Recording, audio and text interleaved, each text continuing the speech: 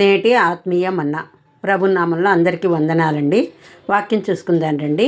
యోహాను సువార్త 14వ అధ్యాయము 2-3 వచనములు.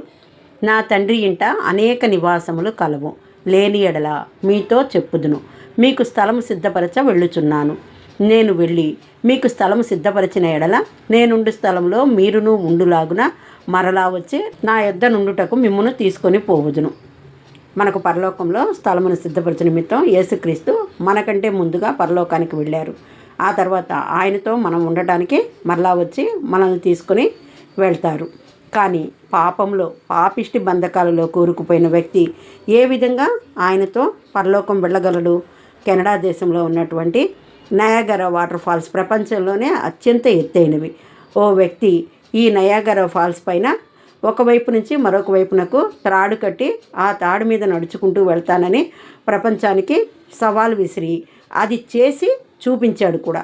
వాటర్ ఫాల్స్ పైన కట్టబడిన తాడు మీద నడుచుకుంటూ వెళ్ళడం మాటలు కాదు కదా, ఇది అసాధ్యమైనది. కానీ ఆ వ్యక్తి దానిని చేసి అందరినీ ఆశ్చర్యపరిచాడు. ఇది వాస్తవంగా జరిగిన సంఘటన.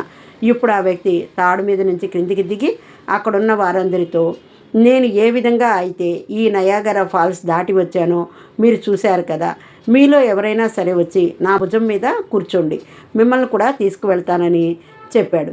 ఒక్కరు కూడా ధైర్యం చేసి ముందుకు రాలేదు.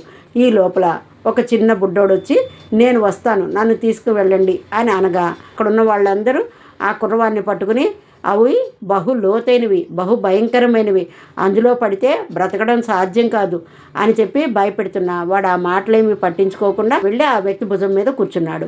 అప్పుడు ఆ వ్యక్తి నెమ్మదిగా తాడు మీద నడుచుకుంటూ గమ్యానికి చేరుకున్నాడు.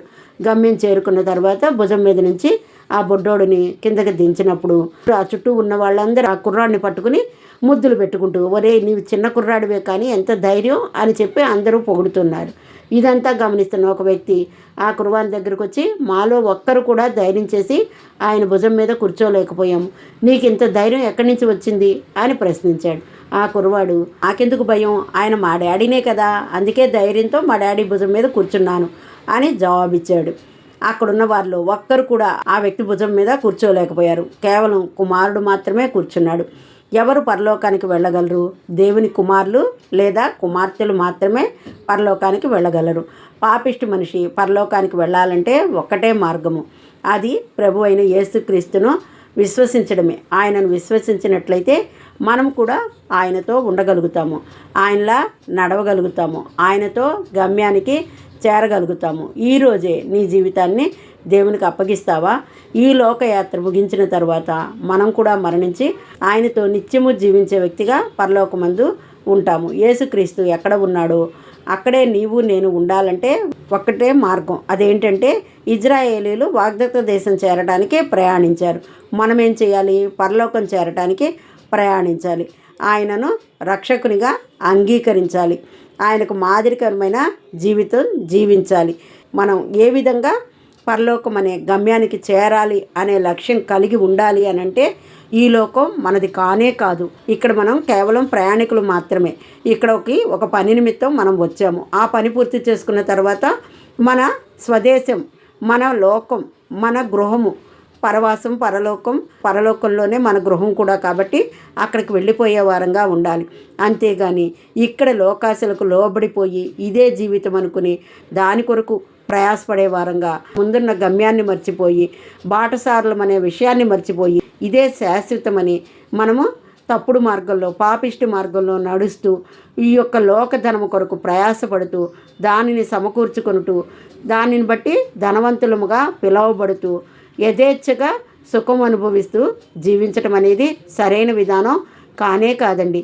నీ లోకం పరలోకం కాబట్టి దాని కొరకు నువ్వు సిద్ధపాటు కలిగి దానిని పొందుకోవాలనే ఉద్దేశం కలిగి నిలిచినట్లయితే నీవు ఈ లోకాన్ని విడిచినప్పుడు దేవుని సన్నిధిలో నిలబడగలుగుతావు.